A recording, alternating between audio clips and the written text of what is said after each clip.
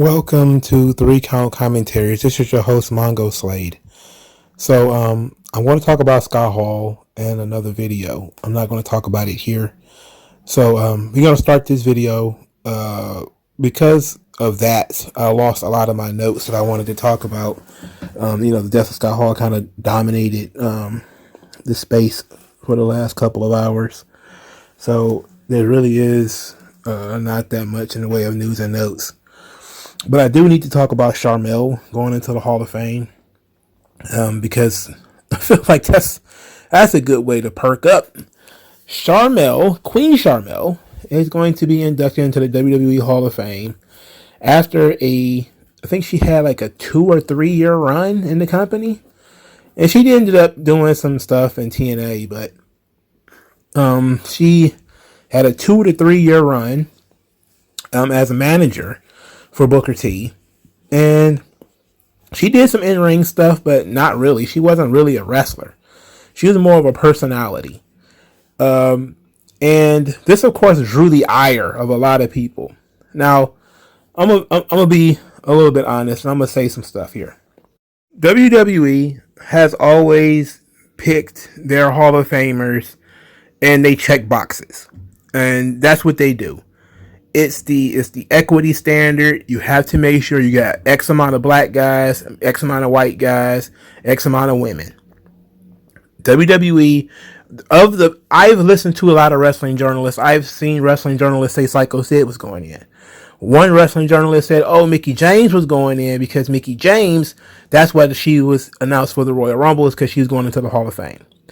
I saw somebody say Earl Hebner was going into the Hall of Fame. This was after months of people saying Undertaker was going in by himself. So there's no way of knowing who's going to be announced for the Hall of Fame. So then Sharmell comes up. This one came straight out of the void. I don't think anybody was thinking about Sharmell as a WWE Hall of Famer. But if you understand that they're checking boxes, and they're just checking boxes, Sharmell is a good choice. If you're just checking boxes. If you look at her 2 to 3 year history in the WWE, should she be in the Hall of Fame? Absolutely not. Absolutely not. Okay? But if you're saying we got to put a black woman in the Hall of Fame, and we ain't got it, or we got to put somebody black in the Hall of Fame, who do you put in? I guess D'Lo Brown? Then people are going to complain about that one too. D'Lo Brown, he ain't never did nothing. There was a lot of people who said the Godfather shouldn't have been in the Hall of Fame. You know, you was going to get this complaint anyway. Now, D'Lo, you can actually make more of an argument for than Sharmell. But if you're WWE and you're checking boxes, you can say, we can knock 2 boxes off with 1 check. Black woman. Now, there's other black women. You have Jazz, right? But Jazz did sue the company. And just because she sued the company doesn't mean that she won't be put into the Hall of Fame. I think it will eventually happen. But Sharmell is a safe choice. She's a classy woman. She doesn't make, an ass of herself. She doesn't embarrass herself. She's a good ambassador for the company. She would be. Booker T is still under the umbrella. They're looking out for him. But there's no way for you to make a logical argument for Sharmell being in the WWE Hall of Fame. It's just not reasonable. It's not a reasonable position to take. It makes no sense for them to do this outside of, they're just checking boxes. That being said, as usual, a lot of people have gone with the whole, how could Sharmell go in before Miss Elizabeth, before this person, that person? China doesn't get in, into her own. Why is there no Sable?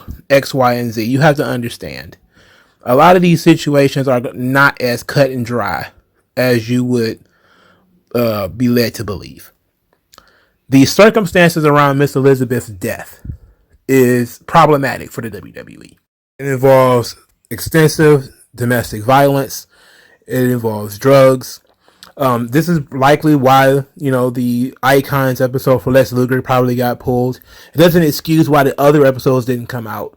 But it's very weird for them to say, hey, we're going to highlight this guy who was abusing Elizabeth.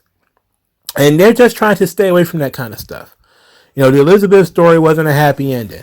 And I know a lot of people say, well, we can focus on the good times. We can focus on the good stuff. And it's like, sure, we can until we can't. It's like these are things WWE would rather not talk about in general, period. Before we even get into the whole, hey, we could just focus on how all the good things that she did. We just would rather not talk about it at all. It's probably the WWE position. Now, Sable likely just doesn't want anything to do with wrestling. She didn't really like wrestling from the beginning. Michelle McCool, I heard her name come up, especially since she's married to The Undertaker, but that's actually probably one of the reasons why she's not in the Hall of Fame right now, because it would have been very weird to induct Undertaker and his wife at the same time. Still, Sharmell is not a particularly great choice. I don't like it. I don't get it. But I'm not raging about it. The WWE Hall of Fame is bound to make these kind of crazy decisions and these doing weird stuff like this. It seems like every year people fixate on somebody. Somebody got called a legend. Somebody gets called a Hall of Famer. And people are just kind of like, no, they don't fit my criteria. And sometimes they're right. Sometimes you're right. But then there's other times where you're kind of like not really right. And when you kind of complain about just about everybody going into the Hall of Fame, like the people who complained about Rikishi, for instance, in the guy who was in the business for like 20 some odd years, and they say he's not a Hall of Famer, he shouldn't be in the Hall of Fame. And then you're saying, okay, of course you would rage about Sharmell, but again, pick your battles. This is a battle that if people had not raged so much about other folks who were kind of like upper mid card guys, then I would say, all right, let's get our pitchforks and torches and say that Sharmell has no business being in the Hall of Fame. But because these guys want to fight on just about every other decision, there's nothing I can say except WWE is going to do what they do. I wonder if Sharmell knows that she's just there to check boxes. I would have preferred for them to just pick Jazz. But, you never know what they're going to do. Sometimes they have more female inductees than male. Sometimes they're going to have multiple. They've been announcing one a week. Hopefully they start announcing more. There may be another female induction that will take the sort of the sting out of this one. But I agree with you. The people who don't want Sharmell in the Hall of Fame, I absolutely agree. All right, so that's that. Let's get into the Kevin Owens, Seth Rollins thing. So Kevin Owens starts the show with his little tribute to Scott Hall with his "Hey yo." He said it pretty blandly. Didn't say it. I mean, that's the thing with the charisma that Scott Hall had charisma. Kevin Owens, Anyway, he's trying to reenact the Bret Hart, Stone Cold Steve Austin, Canada versus America thing. He's talking about his superior Canadian intellect led him to believe or understand that Stone Cold Steve Austin would accept his challenge. So he's going to decimate Steve Austin all over the crappy state of Texas. Then he's going to open up a can of nice Canadian beer, even though he doesn't even like beer.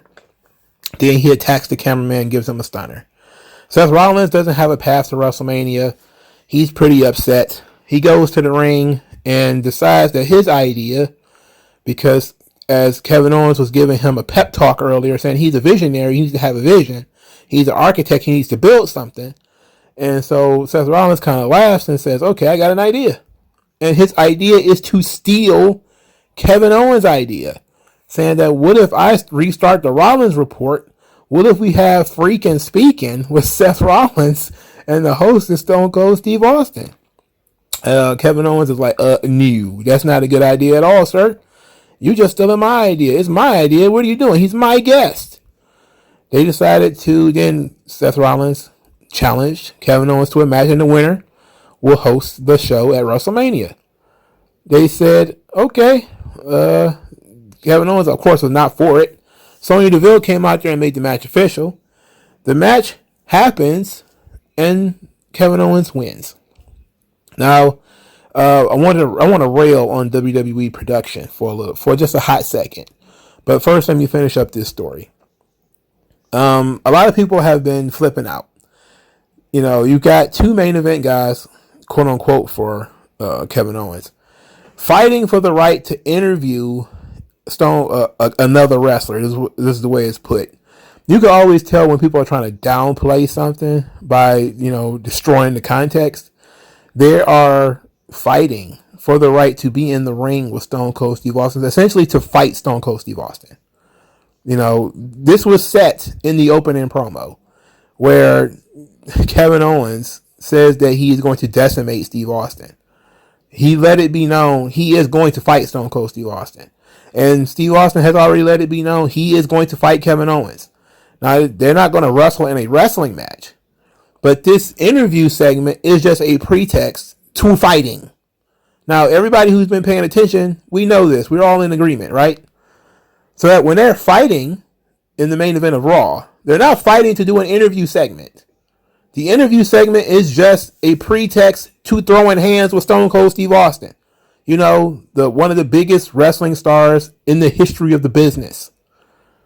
So I would much rather, if I was Seth Rollins, I would steal Kevin Owens' idea. He had a great idea. His great idea led him to be in the ring with Stone Cold Steve Austin. And I just want to be at WrestleMania. Okay, great. Guess what? Challenge R-Truth or Akira Tozawa. You could be on the card. You could be in the Andre the Giant Memorial Battle Royal. You'll be on the card. That's not what he wants. The path to WrestleMania is not just about getting on the card. It's about doing something significant. And Seth Rollins is jealous that Kevin Owens had a great idea. He tried to steal it from him. Now, this is a weird situation to put people in because it's a heel program. Kevin Owens is a heel. Seth Rollins is a heel. So you're trying to say to yourself, okay, what am I doing here? Why does this work? This is why it makes no sense to me. It makes perfect sense to me that two guys both want to be in the ring with Stone Cold Steve Austin. That makes perfect sense. Because it's Stone Cold Steve Austin. And he doesn't show up all the time. And yes, people will pay more attention to whoever Stone Cold Steve Austin is in the ring with. And if you're a heel or any type of wrestler, you want that rub. You want that spotlight. Why wouldn't you want that?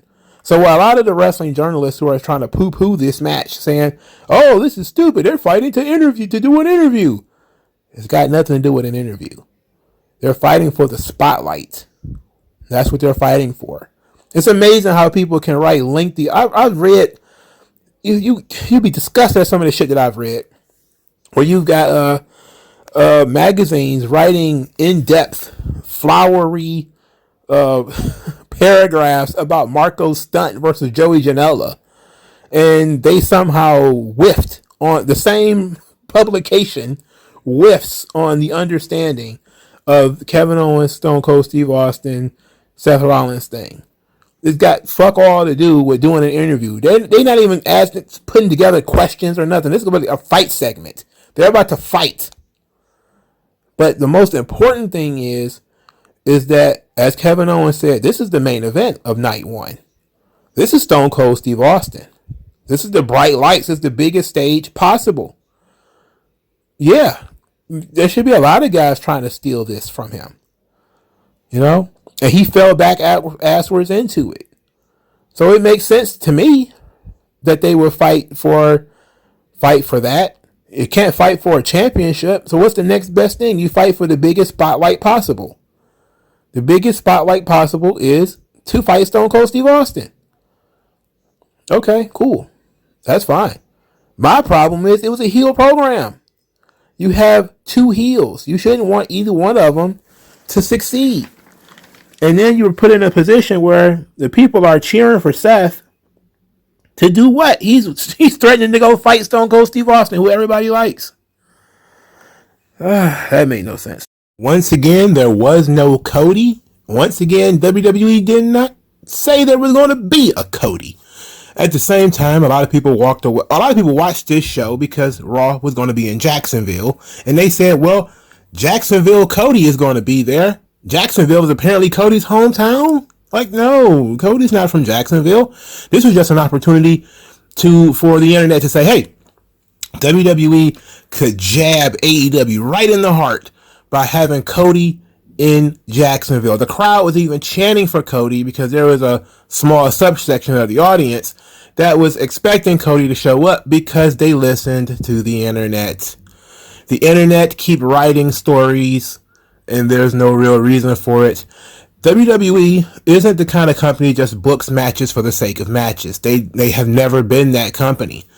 The idea that we're just going to have Cody versus Seth Rollins for no apparent reason doesn't seem like it works in a WWE storytelling type of way. It doesn't mean that it won't occur. I don't want to be the guy who says definitely for sure it's not happening. Again, I've said, if you're new to this channel, that if Cody was going to show up to WWE, then it would probably be the night after WrestleMania. It's not likely to be on quote unquote the road to WrestleMania, because why have a match the size, and it is a big match, Cody versus Seth Rollins, with only 2 weeks of build up, to which the build up is Seth Rollins, well, he's got to fight somebody. Now that's what Riddle said in the tag team situation. Like, look, we got to fight somebody, and Seth Rollins has kind of been on that. And this kind of leads to the whole Seth Rollins, what is he going to be doing at WrestleMania? And I like when they do this, because it does put over how big WrestleMania is and how important it is. And that it makes it like the prom, where everybody's got a dance partner, except Bayley that one year. And so Bayley had to host the show, and she was running around, and people were very, very upset that she was the host. And then she wasn't utilized as much as the host. And now the Seth Rollins fan base is, getting a little piece of that too. Because they're like, oh my God, all of the important legends are covered. All of the titles are covered. And all of the returning legends that they could have are already covered. The only thing they got is Cody. And like, oh my goodness, it gotta be Cody. What else could it possibly be? Could it possibly be that Seth Rollins does not have a match at all at WrestleMania? I think it depends on this is what I think that people were, as they were kind of downplaying the significance of the Stone Cold Steve Austin segment at WrestleMania. They kind of destroyed, again, the context of it. Kevin Owens saw no path to WrestleMania, and so he made his own path, and his path was to stare down his childhood hero, Stone Cold Steve Austin. And now Seth Rollins is a guy who's kind of standing there like, well, I got nothing. I got nobody. Is he going to make he could pull an edge and have a random open challenge. That you could do that. And then you could have, whoever pop up at WrestleMania. You could always push Seth Rollins into the U.S. title picture. There's 100 things that you could do. But obviously they're putting a lot of emphasis on this because it could possibly be something big. Now, whether it's going to be Cody or not, I don't know. But what are our other options? Well, none of the bigger stars in WWE are set for a comeback. There's a lot of people who are gone. I don't see them coming back anytime soon. And again, there's only 2 weeks in the build-up. It's going to be hard to say whether you really got a spot for Seth Rollins at this point. So it's possible that he could be the guest host of WrestleMania. And that's kind of what I thought he was going to do, is he was going to host the show. That way he'll at least be on the show. And then you could have Seth Rollins create a scenario, kind of like Kevin Owens, where he's going to get into the face of somebody during the show in the ring or something like that. And that would be fun, but it would be too much like what they did with Bayley. And I think that because the internet has been talking so much about Seth Rollins and what he's been doing for WrestleMania, they've been talking about this stuff since January. Seth was supposed to go into WrestleMania as the champion. He was going to win the title from Big E and yada, yada, yada, and all this stuff was going to occur. None of that stuff happened. Now it's Seth Rollins is going to be wrestling Cody. It's almost written in stone that every week, no Cody. And and everybody's been very quiet on the subject. I would think, and that's just me being honest, that people not addressing it is what makes it suspicious, as far as I'm concerned. That leaves it open. If Cody wasn't going to be there, or if he was, either or, I think somebody would have said something by now. I think Cody would have said, look, guys, I'm not going to be there. Don't go to Raw thinking I'm going to be there. But sometimes it's saying that you're not going to be somewhere. It almost guarantees that you are going to be there. Or that people are on the trail. Remember when Edge was returning, he said he was not going to be in the Royal Rumble, and he was there. While a bunch of other times Edge was supposed to be in the Royal Rumble, was supposed to be making a return, he didn't respond to that stuff at all. So we're looking at a situation here where they're trying to keep something big under wraps for Seth Rollins. I don't necessarily think it's going to be Cody, but I don't necessarily wouldn't be surprised if it was Cody either. Now, they still have a big spot for Saturday. Saturday is still kind of the weaker of the two nights. So a big Seth Rollins match could really boost that card. Seth Rollins and Cody, though, I'm not sure. What is the heat? That's my question. What is the heat? The heat is what? You know? So that's going to be very difficult for me to try to figure out is what's the heat between the two that's going to necessitate them having a match at WrestleMania? Could it just be a simple open challenge that, you know, Seth Rollins is going to fight anybody? And then here, this is kind of weird too, that they're going to have Cody come out and wrestle a guy who just lost to Kevin Owens.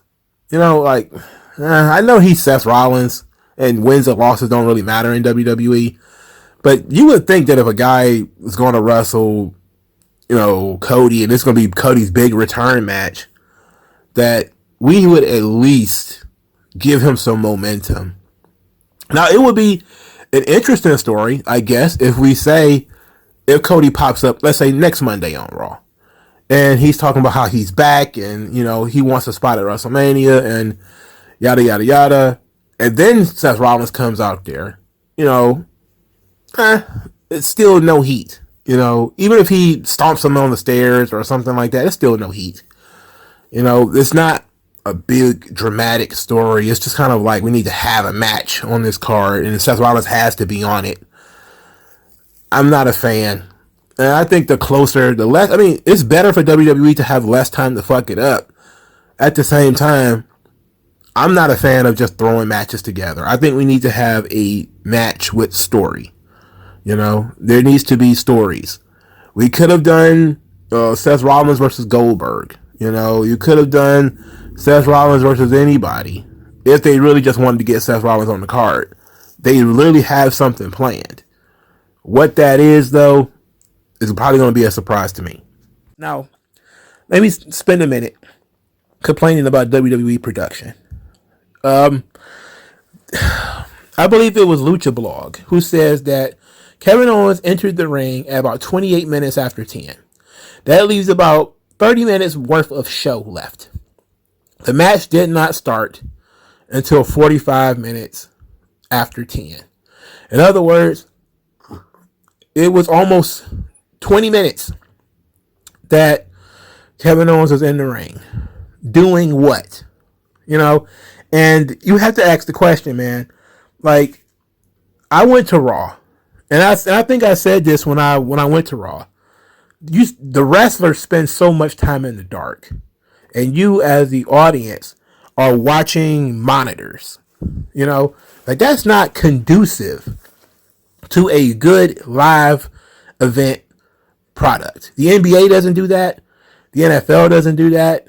UFC doesn't do that. Nobody does that.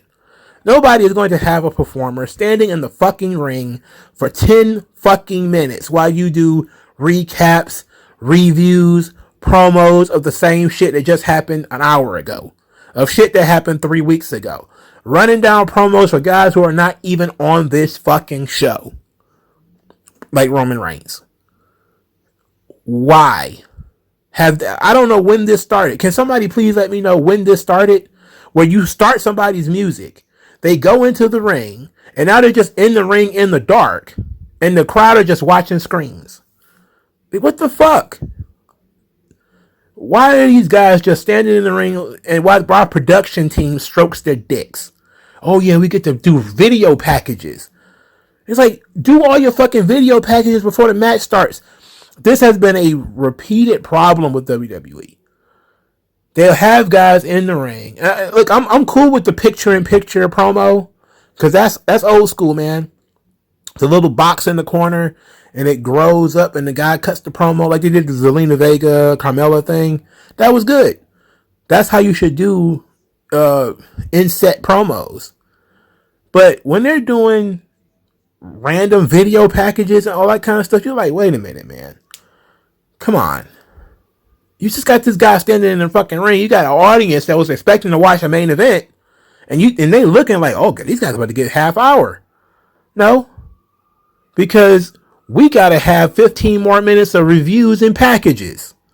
Like we haven't just watched this shit not even 2 hours ago. WWE production is the best thing that they got going, but there's something to be said for too much of a good thing. You know, like you need water to live, but you can actually drown. That's too much water.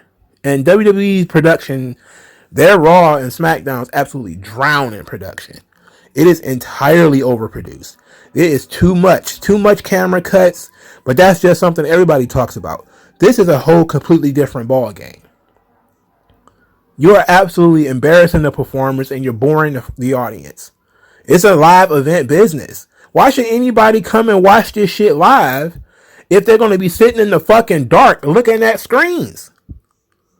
I want to watch the motherfuckers who are in the ring. Do all of your fancy schmancy camera shit before the guy's music starts playing. You got all fucking day. You got to do Veer Mahan is coming. It's bad enough we got to sit through commercials. But now you're going to make me sit through promos too? All types of packages and recaps and all that kind of shit of people who are not even here? What's the point of this? There's no fucking point to this.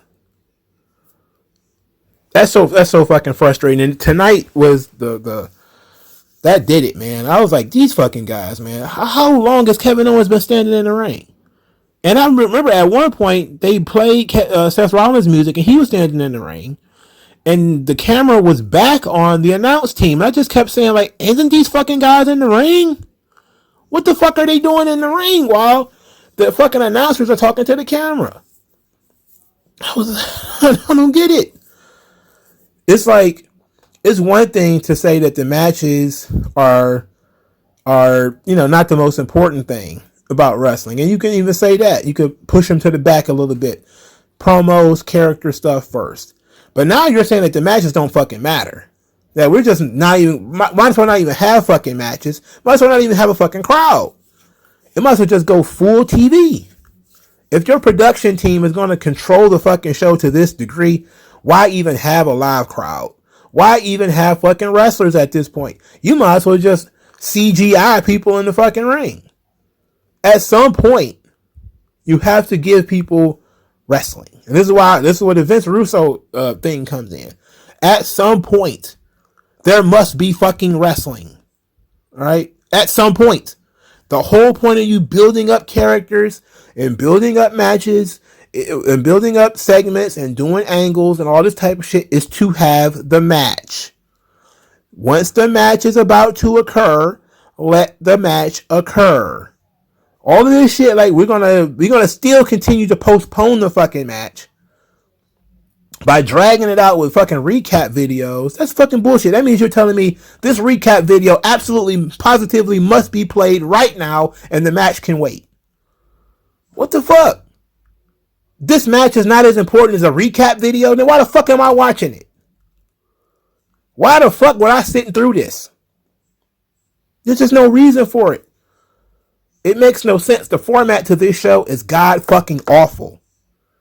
It is singularly the worst thing in the business right now. Like AEW is pretty bad. And Impact can be pretty bone dry. But at least they don't directly detach from the fucking stuff that they're supposed to be doing. You know, if AEW has a match in the ring, the match is the most important thing going on at that time.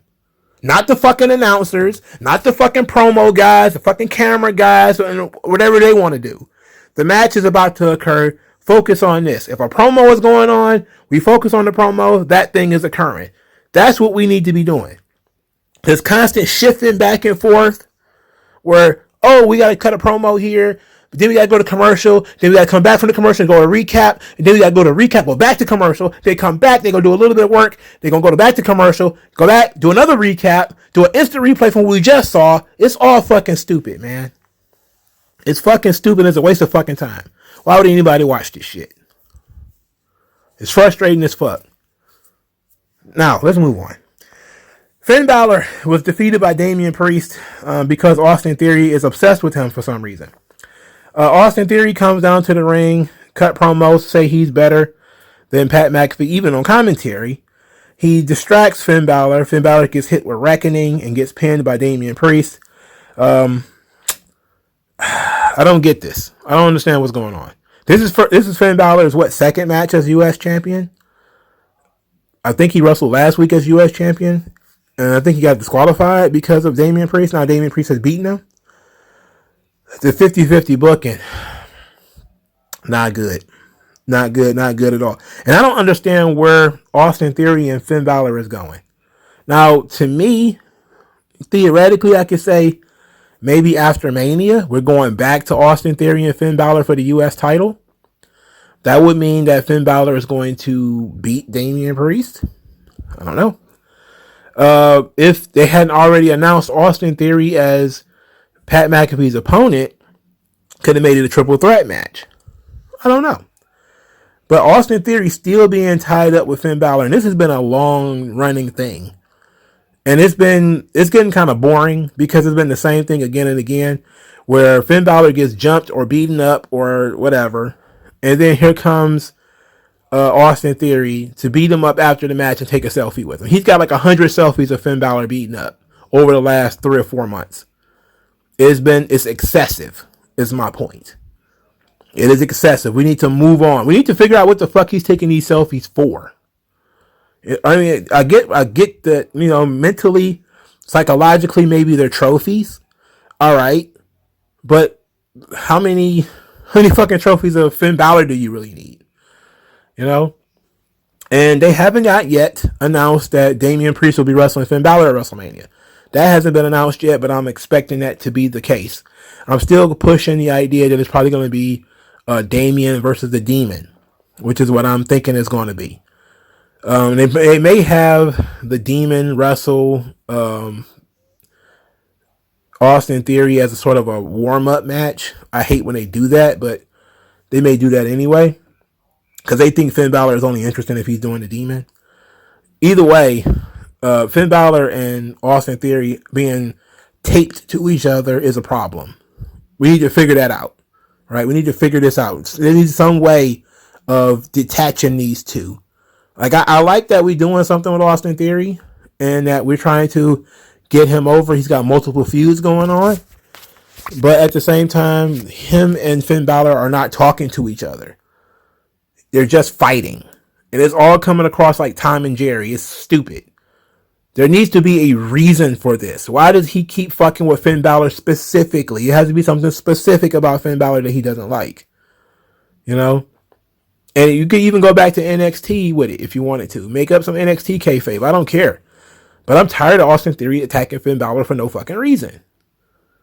Eventually people are going to just be like, we're not giving him heat for this because it's stupid. He keeps doing this. He keeps doing the same fucking shit over and over again. All right, moving on. Amos suplexed Commander Aziz. He got suplexed. That shit ruled. That suplex was very cool. I will say that the suplex on Commander Aziz was very cool. The tree slam, Aziz did a great job selling that tree slam. He literally jumped up to help Amos quite a bit. I thought this match was going to happen at WrestleMania. They gave it away for free on Raw. Okay. And a throwaway match at that. All right. I'm kind of glad they didn't do it at WrestleMania. Very glad. Well, I at least thought that, maybe they wouldn't have had a one-on-one match. But I thought maybe they would at least do it in the Andre. They would have these two be the last two guys or something. But, okay. They didn't do that. Liv Morgan defeats Zelina Vega. Zelina said that Carmella needs to focus because she's been distracted by this silly reality show and Corey Graves. And then she added "or else," and of course then Zelina lost because Carmella fled Rhea Ripley and jumped into the arms of Corey Graves. This is terrible. This is absolutely terrible stuff. Liv Morgan and Rhea Ripley are hugging entirely too much. I don't get it. I don't understand why they're hugging so much. Is they trying to tell us something? But in any event, the Mysterios defeated Cedric Alexander and Shelton Benjamin. The same team they lost to last week. Makes no sense that they even lost that match. The Miz was here, and so was Logan Paul. They're on commentary. Logan Paul shows that he doesn't have much in the way of charisma, but he got to have some charisma because he's pretty popular online.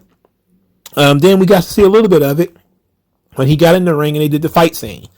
So Miz and Logan Paul attacked the Mysterios after the match. Miz bails, leaves Logan Paul in the ring by himself. Logan Paul is left with the Mysterios. He tried to run away. He got tackled by Dominic. Then he got kicked, and Miz saved him from the 619. So this wasn't bad. Clearly, they seem to be running out of material. So, last week was kind of filler with the whole Cleveland stuff, and now it's just random attack on the Mysterios. They got to be paying this Logan Paul kid quite a bit of money for him to show up every week. At least juice to get the money's worth out of this thing. And I'm not saying, yes, I agree, make people pay for the 619. You don't give it to them for free. I absolutely agree with that. You tease it. You don't actually do it. But I think eventually we need to let him cut the promo. We know Miz can talk. I say we let Logan Paul talk. Let Logan Paul go out there and get some heat. Let's let him have fun completely. He gonna be there. And since he's gonna be there, shit, let's go out there and see what he can do on the mic. And if he sucks, so what? He ain't gonna be out there very long. And then let him and the Miz talk about what they're gonna do to the Mysterios and all that kind of stuff. Maybe tease Logan Paul wrestling in a singles match, and then he kind of bails on it at the last minute or whatever. There's a lot of stuff you can do rather than the Miz doing all the talking and Logan Paul running out on him. And wouldn't the Miz be smart and realize that Logan Paul kind of walked out on Sami Zayn last year? Well, this was the one that walked out on Sami Zayn last year, wasn't it? Sami Zayn, 2 years in a row with celebrities. That guy. Living the dream. The dream, damn it. All right, so now let's get into Edge. So the Edge has a new character and a new theme, and I like it. I like the whole package. I like the new theme. It is called The Other Side by Alter Bridge, the same ones who made Metalingus. The song, it took some getting used to. It sounded like it was generic heel theme, and I was getting real mad as he was walking to the ring. I was just almost infuriated by the lack of Metalingus. I was so angry. And then I listened to the song, and I just listened to it. I just chilled out and listened to it. And I was like, okay, this makes sense. They talk about going over to the other side. And this is what Edge is about now. He's crossed over. He's doing something new. And I have to give Edge credit. And I should have done it last week. He doesn't want to be a nostalgia act. He's trying to reinvent himself. He's still pushing and trying to create and doing something new. And it takes some balls. And I think I said it last week. He doesn't lose anything by changing his character. He can always go back to, you think you know me, Metalingus Edge, if this doesn't work out. But this is a new persona. It comes across very differently. And I think that he actually set it up very well here. Because it's not about AJ Styles, it's about himself. And his relationship to the audience and what he feels has been the problem. Now, this makes sense in the context not of this story, because AJ Styles hasn't done anything to Edge.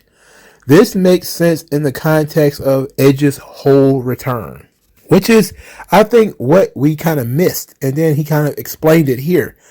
So he says that he's the benchmark of the WWE and that he's better than everyone, anyone in this business, anyone in this industry. And then he comes back and says that the Edge who returned from his injury was weak and that he realized that the fans don't matter to him and that he was trying to appease them. And that trying to appease the fans, he took his eye off the ball. And that allowed Randy Orton to tear his bicep. That is what allowed Seth Rollins to come in and piss all over his territory. This is why Aquaman cosplay Roman Reigns was able to stack and pin him at WrestleMania, because he came back weak. And if he had wrestled AJ Styles as that Edge, he would have gotten torn apart, and said that he had to let that go. He had to be something new. He had to sit upon his mountain of omnipotence and look down on everyone. He said he will not be judged by AJ Styles. He will not be judged by the audience. He will be passing the verdicts from here on out. And I was like, okay, I like this. This is very good, and this is very interesting. The Edge character, we're going to do a bit of a character motivation, has always been greedy. He's always wanted more. He's always wanted power. That was always the sort of, and again, WWE's characters, their booking doesn't make any sense. The pacing of the show is quite trash pretty often. The matches even are sometimes are not that good. But the character work, when it's done properly, is remarkably consistent. With Edge, you have over 20 years of history that you can look at. And you can tell that Edge, even when he's trying to be a lust demon, at the end of the day, it's about power. It's about, and sometimes it's material success, the world championships. Sometimes it's just he wants to be in control of a situation. In this situation, it feels like he's finally achieved what he's been looking for his entire career. It seems like he's reached his version of boss status. You know, like Roman Reigns becomes fully realized in the tribal chief. That, you know, all the little things that you could recognize when he was in the Shield and as he was coming out of the Shield, you could see those little things, and then they can become fully realized through the tribal chief. Now Edge is kind of doing the same thing. It's just self-actualization where you're defining yourself as your optimal form. You know, if you look at it from like Dragon Ball Z terms, like, okay, this is perfect cell. There's all these imperfect versions of you, and you finally get to the perfect version of yourself. Now, that being said, Edge's perfect version of himself seems to not really have much in the way of wants yet. And I think that's really kind of what we're missing here is, what does this Edge want? You know? Because that's always lingering in the back of the Edge characters. There's always something that he wants that's just out of his reach, that he's willing to do whatever it takes to get it. And we're trying to figure out what that is, you know, and maybe it'll come later, you know, when it comes to championships and stuff like that. It'll come and it'll be better explained. But this is just an introduction to this character. This is just an introduction to this form. You know?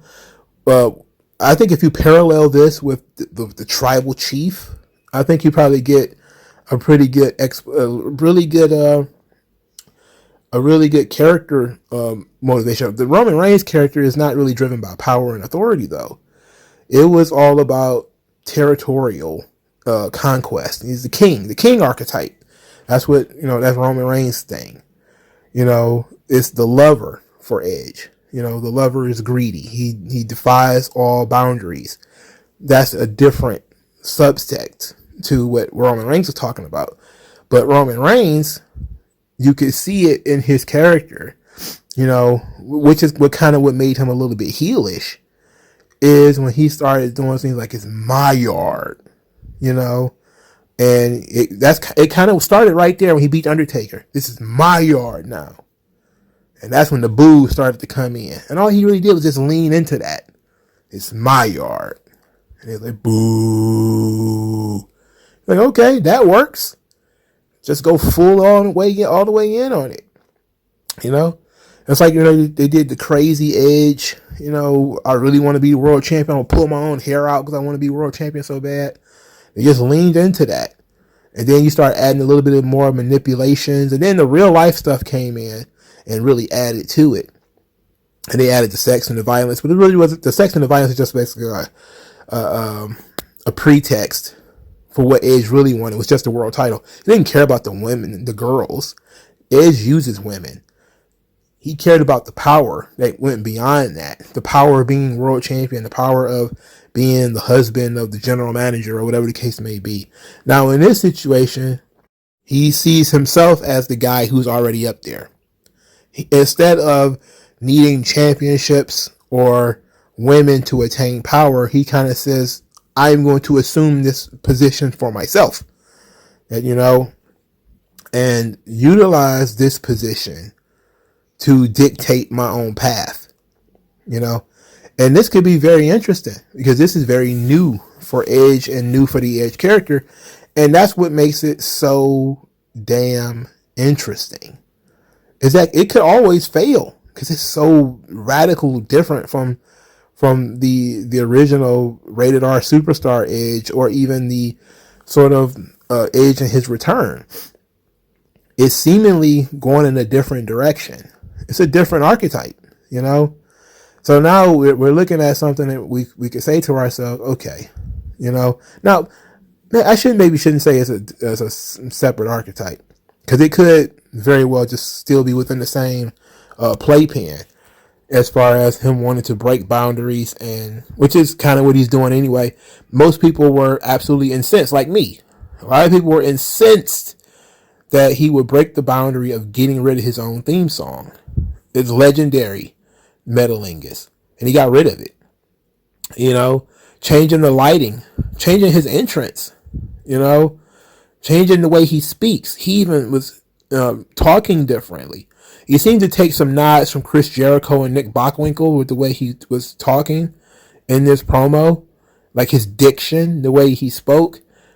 That was a different change. How haughty he felt. He felt a little bit more intellectual, a little bit more. So maybe that's where we're going. Maybe we're going into the realm of into the magician. Maybe we're going to kind of cross over into the magician a little bit. Or we're going to get some of the trickster Edge. Even though we got a little bit of that in the past with the Rated R Superstar, maybe we're going to go a little bit more into trickster Edge, and that ought to be interesting. Because those two things, they play very well together. The trickster and the lover, they play very well together. So it's entirely possible that that's what we could do here, and it's very interesting from a character perspective because it's so radically different from what he was already doing. And I like it. I like it because it's different. I love the fact that he doesn't want to be a nostalgia act. I love that he's trying to reinvent himself, because as a wrestler, if you've been around for a long time, you got to. There's only so, you can come back and get the nostalgia pop. Anybody can do that. But can you add more? And I think that Edge is at the point where, he was retired for, I don't know, what was it, 10 years, about some thereabouts. And you remember the second leg of Shawn Michaels' career. Even though for the most part, Shawn was a little bit of the same. He wasn't the same character as he was before. He had churched himself up a little bit. But Shawn came back and was basically a nostalgia character for a little while. And then he started doing new things. That's really the best way to do it. You don't want to come in and start doing things that are radically different right off the jump, because then that kind of flops. That's like when Jericho first came back and he had first cut his hair and he returned, and everybody was like, what is going on? Like, he changed too much too fast. And then there was other times where he kind of eased into his changes, and those things were better accepted. This Edge was a hard switch. It was a hard change of character. So that means it probably could be rejected. And then there's an opportunity there for people to be like, I don't know about this one. You know, like it works too sometimes. I mean, when Dead Man Inc. rolled up on that motorcycle, nobody said that what is this? What Undertaker is this? Everybody was like, oh, that shit's fucking cool. You know, like that shit rules. So it could go both ways. It depends on how they play it out. But I really have to ask the question, if they're, unveiling this new version of Edge, which I'm guessing is going to be a new move set, new entrance, he's going to completely change everything. If that's the case, I don't see him losing to AJ Styles. I think he has to win. And then you have to say, okay, well, now what does this new omnipotent Edge, what does he do then? Does he go after the title again? Do you give him the belt? Because you might have to, we never did get a proper Edge Brock Lesnar feud. Like, that could be fucking cool for the future. I really do want that, a proper storyline between Edge and Brock Lesnar. And I think you got to do that before either one of them is gone forever. That's probably the last big money feud left for WWE right now. Outside of Roman and The Rock or something like that. And maybe Edge and The Rock, but I don't think you even have that, do you? Would you even have? And that's one of the dream matches I never even heard anybody mention. That you could have Edge and The Rock. But it's not likely, is what I'm saying. It's not likely The Rock is going to wrestle 2 more matches. I don't even think he's going to wrestle another one. I think people who are wishing for the Roman Rock match is probably, the wishful thinking. But I think personally, if we're going to do Edge is going to retire on his own terms, I think his last opponent has to be John Cena. And I think you have to do Cena and Edge the way they did the whole end of an era Triple H, Undertaker, Shawn Michaels thing. It's got to be like a big morality play stretched over several years. And I'm okay with this sort of being the version of Edge that maybe even inches him closer and closer towards retirement. Because, truth be told, how many times can you really reinvent yourself at 50? So this is Edge's big shot in the dark. If this works, this could propel him forward to be a big money player. I'm not saying that he's not a draw right now, but I'm saying like a bigger money player in the future. Then he could get the matches with Brock and get the rematches with Roman. Get to link up WrestleManias and set up matches with Cena. Because Cena's not done. He's already said he's not done. He's still doing the Hollywood stuff, but he's not finished. And if you set up Edge as being like this tyrant of sorts, and then you send Cena in there to finish him off, it's a great morality tale. It could go, and it goes way back to 2006, 2007. Their history. I think that's probably the best way to go with this. But that all assumes that this works. And I don't see how it can't work. Now, all of this being said, AJ Styles did say that he will be coming back on Raw next week. Truthfully, I want a different AJ Styles too. I think that both of these guys, AJ is at the point too where he also needs to reinvent himself. And I want to give Edge more credit because we see a lot of these guys nowadays. I think he kind of started it where we're going back in time. We're doing a little bit of nostalgia. You got the Hardy Boys wearing see-through shirts. You got CM Punk coming to the ring and his Ring of Honor theme. You got Bryan Danielson and Jon Moxley. They're hanging out with their old mentor. And now Edge is like, all right. Now everybody's doing the nostalgia kick. Screw that. We're going in a different direction. And I think him and Jericho are pretty much the only two that's kind of constantly trying to, reinvent themselves and recontextualize their characters no matter who is around them. And that's very interesting. I got to give them both credit for that, even if I don't particularly care that much for Jericho anymore. And what he does. Even though I think Jericho is amazing, and I give him an incredible amount of effort for getting in shape. All right, let's talk about Bianca Belair. Bianca Belair said her hair is a disadvantage, and that because people use it against her, and she takes the good with the bad because she can also whip people with it. She went out there and defeated Doudrop again. Nikki is hanging out with Doudrop for reasons unknown and says that the real heroes don't use foreign objects. And Doudrop said if she gets whipped, she's going to rip the braid straight from Bianca Belair's scalp. Doudrop and Nikki Cross, their real opponents are the English language. I barely understand anything that they're saying. I really want to, I'm very concerned about Bianca Belair's neck. Because it seems like every other week she's picking up this big ass Doudrop. You can't keep asking her to carry Doudrop every goddamn week. All right? That girl is heavy. You know, Bianca Belair may be strong, but she still has a female neck. And there's something to be said about people who consistently use torture rack moves or in torture rack position type moves who put a lot of pressure on their necks. You know, it's not a good idea. Lex started having problems with his neck. Nikki started having problems with Nikki Bella. She started having problems with her neck. There's just, you're putting a lot of weight on your neck consistently. You know, if I were me, I would tell Bianca Belair to change her finisher. You know, I would at least adapt a second finisher that doesn't require for her to put a lot of pressure on her neck. But you can't keep asking this girl to pick up. I mean, when it's Alexa Bliss and she's 92 pounds, it doesn't matter. But when it's Doudrop and she's damn near 300, that's different. You're talking about a 300 pounder on your neck.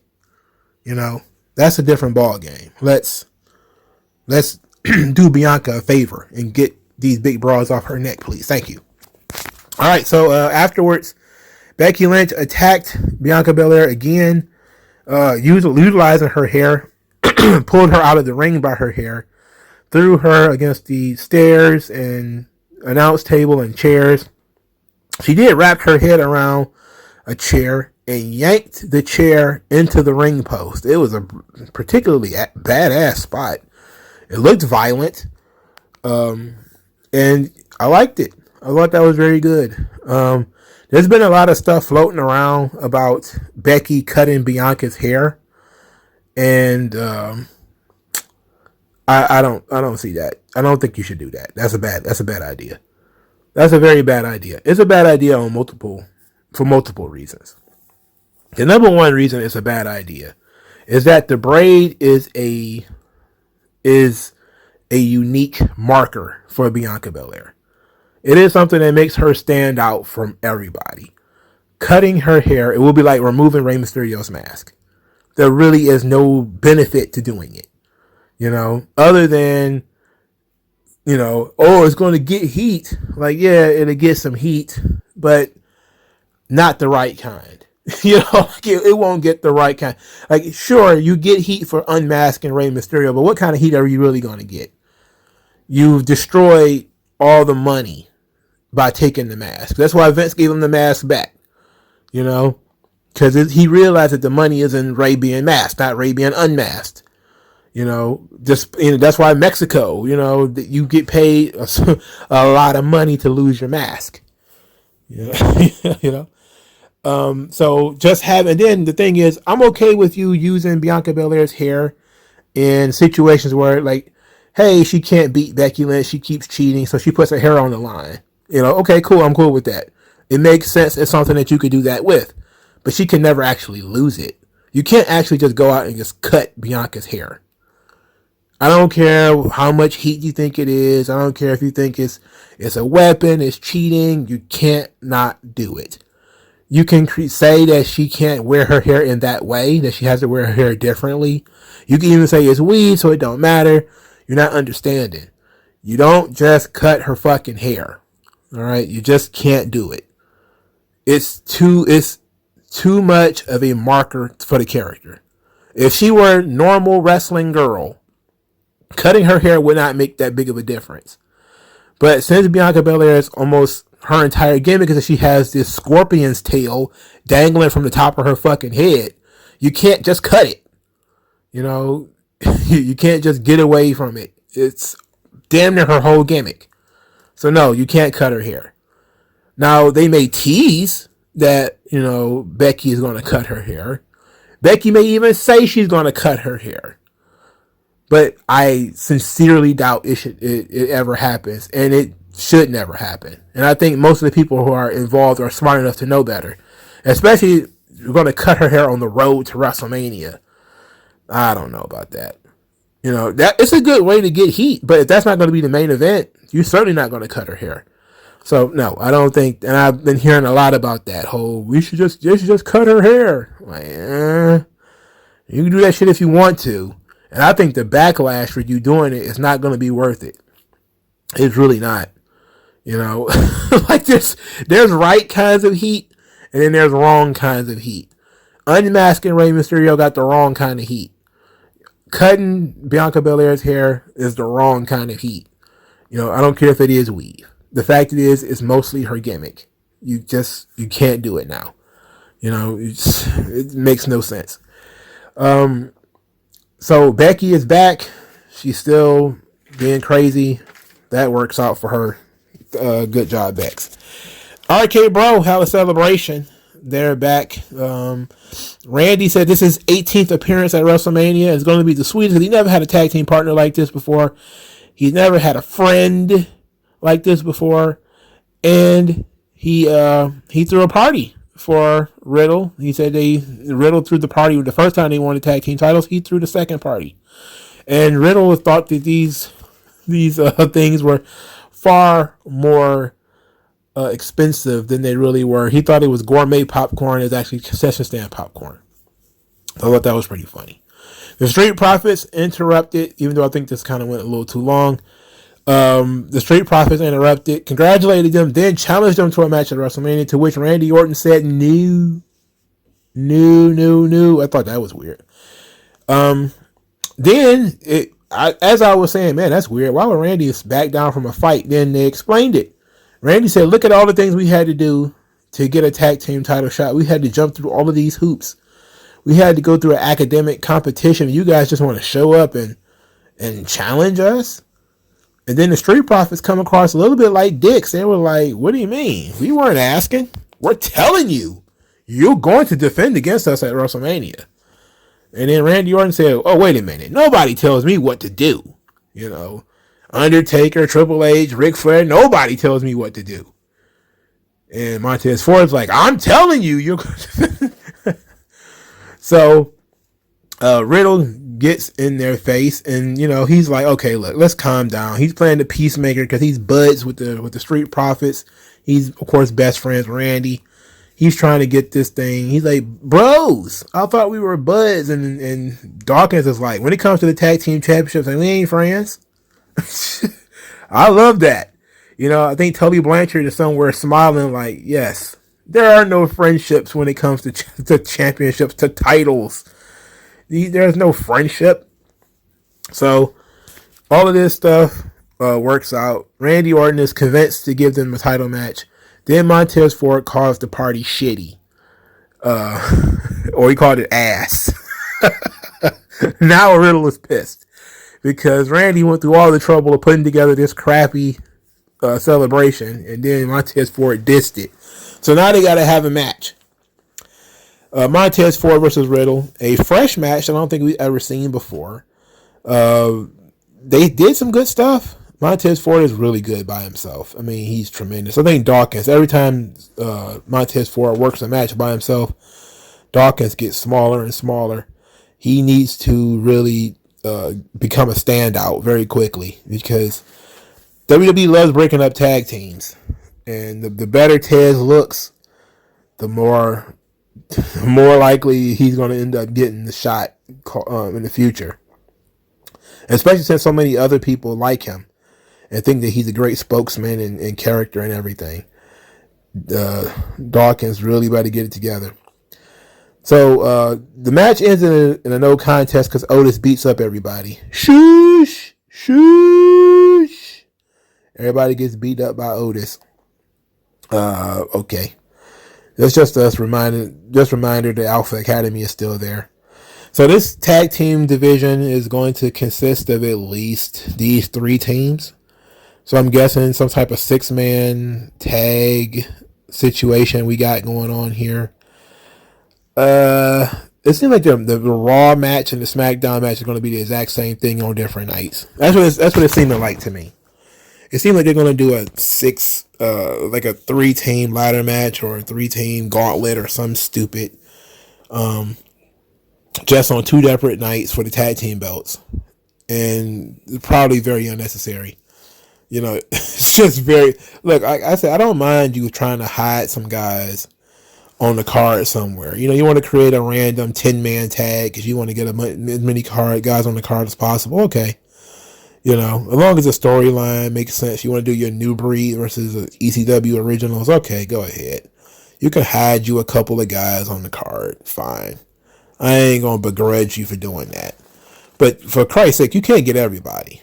We can't get everybody. So if every tag team match is going to be multiple teams, it's going to be triple threats because, hey, they got to be at least 4 women's teams, 4 men's teams, and, 8 men's teams because 4 for Raw, 4 for SmackDown. It's just probably not a good idea. There's an excessive amount of filler in that commentary that I just did. Just think about that. Because there are so many different teams involved, nobody's really the favorite. Nobody's really got the odds. There's no real story. We're just going to throw 3 teams in there, 4 teams in there. You're telling me that's filler.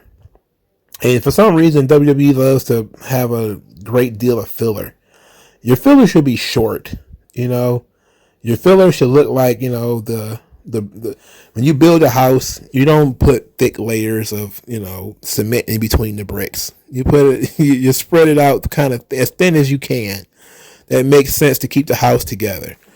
WWE wants to have like 40 minutes of filler and the main event is like 10 minutes. That's crazy. I don't want that. I don't want that. I'm okay with that.